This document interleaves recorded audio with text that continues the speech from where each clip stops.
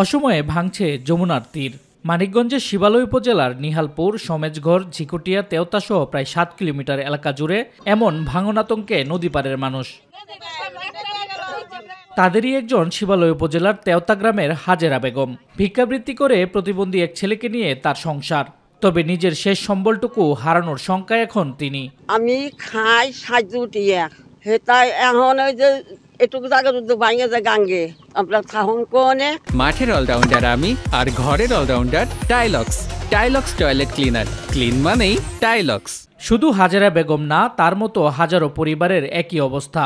তাদের দাবি, নদীর মাঝে চরপড়াও নদী শাসন না করার কারণে অসময়ের ভাঙনে ভিটেমাটি ও ফসলি জমি হারাচ্ছেন তারা। তাই ভাঙন রোধে দ্রুত বাঁধ নির্মাণের দাবি জানিয়েছেন নদীপাড়ের বাসিন্দারা। আর পানি যখন বাড়বো তখন তো আমাকে গড় এক চাপের পর চলে যাব, আমরা কখনে যাবো, কি করবো? এখন মনে করেন বস্তাটা ফালা একটু সাহায্য করলি আমাকে একটু থাকার মতো পরিবেশ হইল।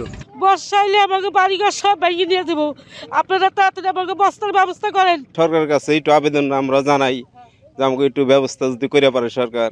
জেলা বিএনপি এবং বিএনপির আমাদের নেতাকর্মী সহ এই ভাঙনটা বন্ধ করা যায়, তার জন্য আমরা কালকে সকাল থেকেই কাজ শুরু করব।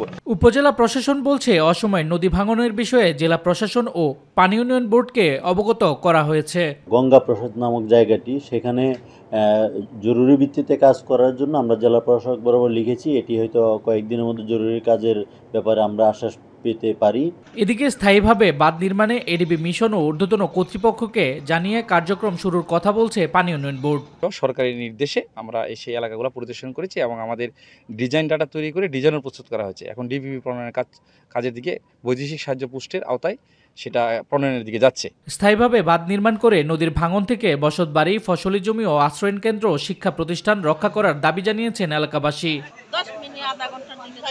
শামস তাবরিজ উচ্ছ্বাস, মাই টিভি নিউজ ডেস্ক।